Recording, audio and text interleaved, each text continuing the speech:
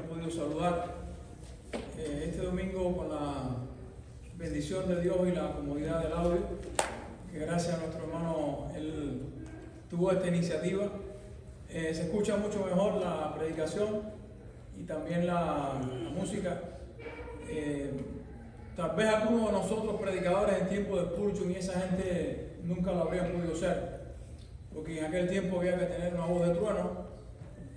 No es así ahora, pero Dios sabe las cosas. Reservó la voz de trueno para su tiempo y el audio para mi tiempo. Él lo sabe todo, ¿verdad? El domingo pasado el pastor habló y estuvo meditando sobre una actitud que a veces las personas toman, especialmente los creyentes, y es el hecho de mirar hacia donde no tenemos que hacerlo. Hombres que miraron hacia donde no tenían y encontraron problemas. Y el hecho no es mirar. La mirada es un símbolo o es una metáfora para hablar de una disposición de la mente, del corazón, de cómo un cristiano, a veces un creyente, se enreda con cosas que no tiene que hacer. Y en la mañana de hoy yo quisiera estar hablando sobre un salmo que es el Salmo 73. Les invito a buscarlo. Un salmo de los que se han arreglado y se dice que es salmo didáctico o de enseñanza. Hay otros salmos que son, dicen, cántico gradual, como los que cantaban cuando ellos iban los peregrinos a Jerusalén. Están los salmos imprecatorios, que son los salmos donde el salmista derrama su alma delante de Dios y dice: Señor, castiga a nuestros enemigos, búscalos, y ora de esa forma tan, entre comillas, violenta para nosotros. Pero no es violenta porque no está tomando la violencia en sus manos, sino que está dejando la justicia a Dios y está pidiendo a Dios que haga justicia por él.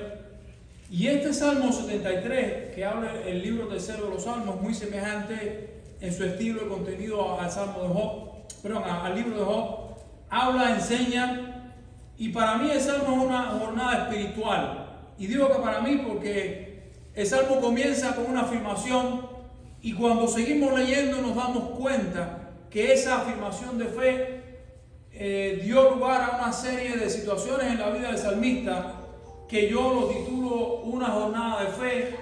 Y el Salmo para mí es esa jornada que nos lleva de la duda a la fe, de la duda en Dios a la fe nuevamente recuperada y fortalecida en Él, donde el Señor recibe toda la gloria. Vamos a analizar en este salmo, mi querido hermano, cómo esta jornada espiritual por la cual atravesó el salmista nos puede ayudar también a nosotros hoy en día en nuestra jornada espiritual, en este tiempo que está mediando entre nuestra vida y nuestra futura reunión y encuentro con Jesucristo. Yo les invito a orar. Padre, Señor, bendice tu palabra y que nos haga bien, Padre Celestial. Háblanos a través de ella, oh Dios, en el nombre de Jesús. Amén.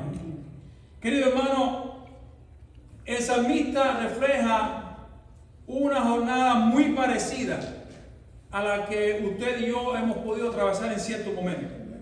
Y yo voy a ir siguiendo los mismos pasos y el mismo estilo que el autor está utilizando. Y lo primero que nos trae a la mente es que la crisis de fe por la que él estaba atravesando se debía a la duda. Dice los versículos 1 al 3. Ciertamente es bueno Dios para con Israel, para con los limpios de corazón. En cuanto a mí, casi se deslizaron mis pies, por poco resbalaron mis pasos, porque tuve envidia de los arrogantes, viendo la prosperidad de los impíos. El Salmo utiliza un recurso literario muy propio de la literatura hebrea, que es el paralelismo. O sea, son ideas parecidas que a veces son parecidas o se complementan o se contradicen para enseñar algo. Y el versículo 1 muestra algo bien importante, y es que este era un hombre creyente, era un hombre realmente que tenía puesta su confianza en su Dios y sabía y había experimentado en su vida la bondad de Dios. O sea, estamos hablando de un creyente que tuvo una crisis espiritual por ciertas cosas que comenzó a mirar o a tratar de entender en su vida. Este verso dice: ciertamente es bueno Dios para con Israel, para con los limpios de corazón. Ahí, en cierta forma, el autor del Salmo está limitando el concepto del verdadero Israel. Está diciendo, está la nación de Israel, el pueblo físico, pero dentro de ese pueblo físico está el verdadero Israel, aquel que ha creído, que ha confiado conforme a la promesa de Abraham, los que son limpios por la fe. Y eso el apóstol Pablo nos lo enseña en Romanos capítulo número 12, hablando de este concepto, porque en el tiempo de Pablo los judíos se jactaban de ser salvos porque eran la nación elegida, pero él les dice esto, algo que resuena y debe haber resonado mucho en sus oídos y también en los míos. Dice Romanos capítulo 2, versículos 28 al 29. Pues no es judío, o sea, no es israelita, no es conforme a lo que nosotros pensamos. El que lo es exteriormente, o sea, no es por nacer de una de las tribus de Israel, especialmente de la tribu de Judá. No es por tu descendencia, ni es por la circuncisión, ni es por la señal del pacto, la que se hace exteriormente en la carne, sino que es judío, israelita verdadero, el que lo es en lo interior, en la incircuncisión, en la circuncisión que da del corazón, y la circuncisión da del corazón en espíritu, no en letra, la alabanza de la cual no viene de los hombres, sino de Dios. O sea que, y es conforme también a la iglesia, que la iglesia del Señor está formada por el pueblo de Dios, que es la iglesia, también el pueblo físico, el que pertenece a la iglesia local, pero dentro de la iglesia local hay creyentes y no creyentes. Las parábolas de Jesús también lo dicen. Así que Israel en cierto modo prefiguraba también la iglesia, viendo lo que es la comunidad de creyentes. Y querido hermano, este sí era un israelita verdadero, porque dice, ciertamente es bueno Dios para con Israel, para con los limpios de corazón. No son dos personas, él mismo al cual se está refiriendo.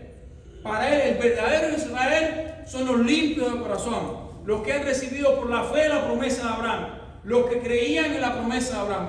En la antigüedad, ellos eran salvos por la fe en el Salvador que vendría, por alguien que vendría, por el Salvador prometido, por la fe en esa promesa de la descendencia de Abraham que levantaría un Salvador. Nosotros hoy somos salvos ¿por qué? Por mirar hacia atrás a la promesa cumplida. Y así el pueblo va a tener que ahora ser salvo mirando atrás a la promesa que se cumplió y que ellos rechazaron. Mi querido hermano, Dios es bueno. Y Dios es bueno para con este mundo, a pesar de que las personas odian a Dios porque vienen catástrofes naturales, porque vienen enfermedades. Pero cuando Dios derrama su bondad sobre este mundo, su prosperidad sobre una nación como Norteamérica, como los países desarrollados, como un descubrimiento científico que permite mejorar la calidad de vida de la gente, cuando Dios tiene esa misericordia, no es solo con su pueblo, es hacia toda la humanidad, hacia todas sus criaturas. Pero este hombre sabía que Dios era especialmente bueno para con su pueblo, para con aquellos que le aman. ¿Por qué, mi querido hermano, le sobrevino la crisis de fe teniendo tal confianza? ¿Saben por qué? El versículo número 2 y 3 lo explica. Porque tuve envidia de los arrogantes, viendo la prosperidad de los impíos. La duda de la bondad de Dios para con Israel provenía de que comenzó a ver la prosperidad del malo. La duda, la falta de confianza en la buena voluntad de Dios, en su bondad y en su soberanía, comenzó con el pecado también de Adán y Eva. Cuando Satanás habló con Eva, le sembró la duda sobre la bondad de Dios. Con que Dios os ha dicho, no podéis comer de ningún árbol. O sea, estaba poniendo en duda el mandamiento estricto de Dios, la bondad de Dios para con Adán y Eva, que todo lo tenían en ese huerto, sobre la base de una sola prohibición. Y por supuesto que en la mente de Eva eso comenzó a resonar y dudó de la bondad de Dios, porque el diablo le dijo claramente, Dios sabe que el día que ustedes coman van a ser como Él, viendo el bien y el mal. Así que sembró la duda sembró, mi querido hermano, esa situación que ocurre en la mente y fue la que la llevó a Eva a tomar la decisión de la desobediencia. Y el mismo proceso estaba pasando en la vida del salmista, excepto que él estaba mirando la prosperidad temporal. Porque, ¿qué tiene que ver 100 años con una eternidad? Es temporal de aquellos que no conocen a Dios. A veces me pongo a pensar que el salmista realmente sentía envidia. Ese sentimiento tan malo y feo de que las personas no creyentes prosperaran por su propio esfuerzo. O porque Dios ha sido propicio en darles y en proveerles lo mismo que a nosotros: el sol, la luz, la salud, el trabajo y todas esas cosas. En segundo lugar, mi querido hermano, la aparente, y yo digo aparente prosperidad porque fue efímera, de los impíos le creó duda. Y comienza a explicar los por qué. Él comienza a explicar el por qué yo estoy en esta duda, el por qué yo, sabiendo de que Dios es bueno, mis pies se deslizaron. Dice, porque no tienen congojas por su muerte, pues su vigor está entero. O sea, como que no le importa morir. No pasan trabajo como los otros mortales. ¿Hasta dónde llegó su pensamiento? Que estaba pensando por otros. ¿Quién dijo que las personas que no son creyentes no tienen tristeza?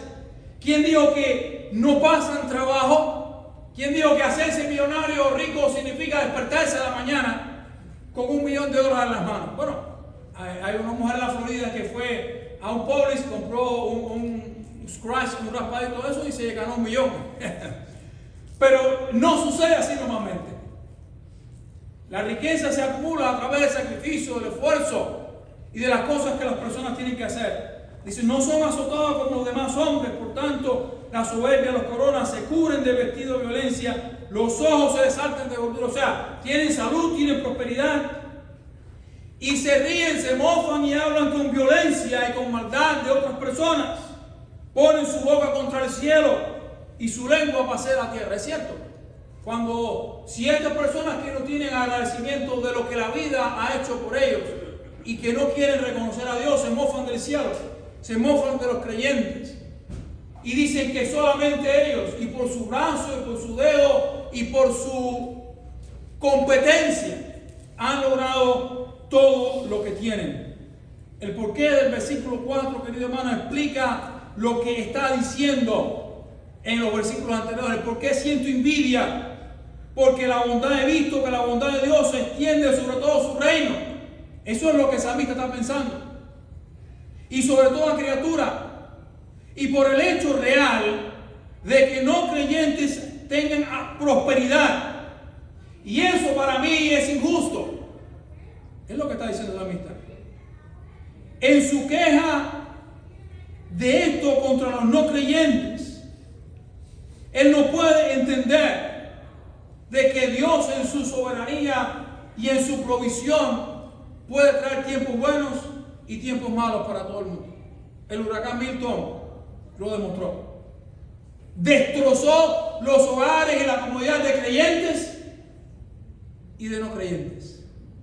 El juicio de Dios expresado en catástrofes naturales, porque Isaías lo dice: yo soy el que creo el bien y el mal. O sea, las catástrofes. Pasó sobre creyentes y sobre no creyentes. Y así Dios lo permitió en su soberana voluntad, nos guste o no. Querido hermano, pero en este razonamiento este hombre fue más allá. No solo estaba abrumado por esta realidad, sino que comenzó no solo a dudar, sino a pensar que el vivir piadosamente, o sea, en ser un creyente, en abstenerse del pecado, de ciertas cosas que las personas que no conocen a Dios no hacen, fuera realmente útil. O lo que es lo mismo, la inutilidad de vivir piadosamente sale a relucir. Ahí vienen los pensamientos, ahí es cuando uno se pone a enfocarse en lo que no es cuando viene el problema. Los versículos 10 al 14 dicen: por eso Dios hará volver a su pueblo aquí, y las aguas en abundancia serán extraídas para ellos. Y dice: ¿cómo sabe Dios? Y hay conocimiento en el Altísimo. he aquí estos impíos, y él comienza a hablarse, sin ser turbado el mundo, alcanzaron riquezas. Verdaderamente en vano he limpiado mi corazón y lavado mis manos en inocencia, pues he sido azotado todo el día y castigado todas las mañanas. O sea que el mirar a esa aparente prosperidad, a la turbulencia de este mundo, de su tiempo, de nuestro tiempo, el ponerse a comparar esas cosas, mi estado cómo va, mi vida cómo va, yo soy un creyente en Jesucristo y este que es un impío, que es un inmoral, que es un sinvergüenza, que dicho sea de paso, la diferencia entre este impío, inmoral y sinvergüenza es que Dios me justificó, me lavó, me transformó y me imputó la justicia perfecta de Cristo, sino yo, siendo tal vez moralmente mejor que Él, me voy al infierno también. Eso es lo que Pablo está diciendo en Romanos capítulo 2. ¿Y acaso no sabes tú, hombre, quien quiera que sea, que Dios te juzgará también, pensando que hace la voluntad de Dios? Querido hermano, pensar en los términos anteriores lo llevó mucho más, pero mucho más allá de la duda. Lo llevó al peligroso pensamiento de que vivir para Dios es inútil. Y esa es la idea que el mundo siembra en la mente del creyente. La gente aparenta prosperidad, aparenta glamour, ¿saben lo que es la palabra esa? Esa fastuosidad del mundo, fama, que puede dar apariencia, inclusive mucha gente llena de piedad, y le hace pensar a los creyentes, y muchos cristianos cambian su estilo de vida de Dios y los principios de Dios por lo que son contrarios a la ética y a los valores de Dios. O sea, con tal de alcanzar el éxito, de ser famoso, dejan la piedad para el domingo en la iglesia y viven en la casa y el trabajo como mundanos. Yo, por ejemplo, no tengo redes sociales, pero sé de hermanos que tienen redes sociales, de muchachas cristianas y jóvenes cristianos que publican su desnudez en las redes sociales. Fotos sensuales, cosas que no son, y todo por alcanzar un like o la fama. Querido hermano, vivir piadosamente para Dios no es inútil. En cuarto lugar, lo único que transforma esa duda, esa crisis de fe, ese ciclo decadente, es recuperar la perspectiva de Dios y de las Escrituras. Solamente cuando este hombre miró a Dios en su palabra, cuando entendió y volvió a comprender lo que Dios tenía para él, recuperó la mente. Tentado a actuar como un no creyente, se vio, dice los versículos 15 al 16. Si dijera yo, hablaré como ellos. He aquí la generación de tus hijos se engañaría. Cuando pensé para saber esto, fue duro trabajo para mí. O sea, pensó en hablar y en comportarse como un no creyente. Fue tanta la confusión que se vio tentado a actuar y hablar como no creyente. Pero hubo algo que cambió su vida, que iluminó su pensamiento, que lo hizo recuperarse y fue el encuentro con la palabra de Dios. Ahí viene el cambio. Hasta que entrando en el santuario de Dios, comprendí que el fin de ellos, el fin de los impíos, es el fin de la muerte, la condenación eterna. La perspectiva de Dios sobre la situación presente que él estaba viviendo fue lo que lo hizo cambiar. Se dio cuenta y comprendió que una vez que miró a Dios y a su palabra, se dio cuenta que el camino del malo es efímero, que lo que cambió su vida y perspectiva fue el mirar a Dios y el acercarse a Dios.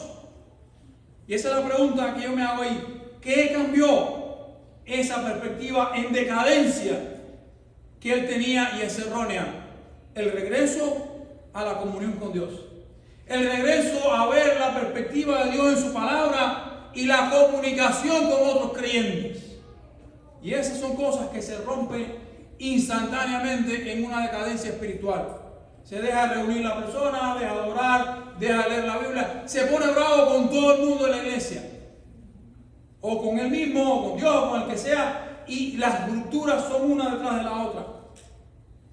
Y solamente, mi querido hermano, regresar a Dios y su palabra puede remendar ese error. Y por último, la conclusión de la jornada. Ya podemos respirar al fin. Una vez que entendió a Dios en su palabra, terminó esa jornada horrible y su fe fue reafirmada. Dice el versículo 21 al 28.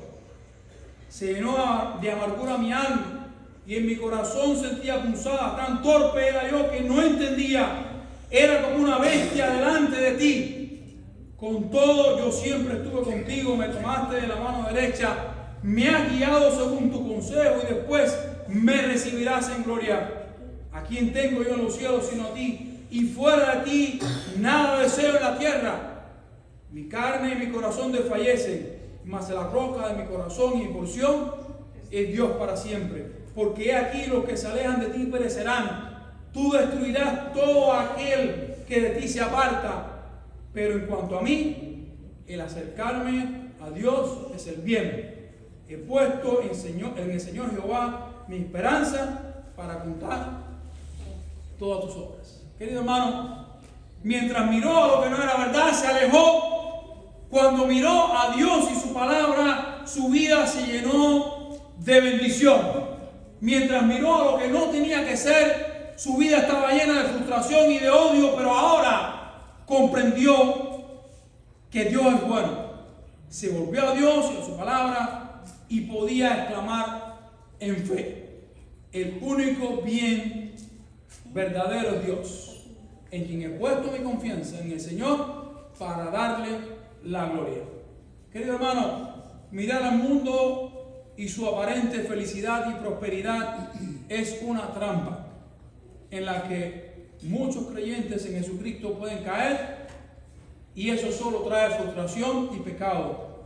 Pero una vez que nosotros hemos confrontado y hemos sido confrontados con Dios en su palabra, se sucede el cambio, en donde el creyente verdadero por la fe en Jesucristo, como afirma en el versículo 1, los limpios de corazón, aquellos que hemos recibido a Cristo por la fe y hemos sido obedientes a Dios en su mandato, en su palabra, vamos a recibir toda la bendición de la restauración y de la prosperidad en la vida espiritual. Esta es una jornada que nos lleva de la duda a la fe. ¿Dónde estás ahora? ¿En la duda o estás de camino hacia la fe? Vamos a orar. Padre, bendice tu palabra en nuestras vidas y ayúdanos, Señor, a serte obedientes por siempre. Oramos en el nombre de Jesús. Amén.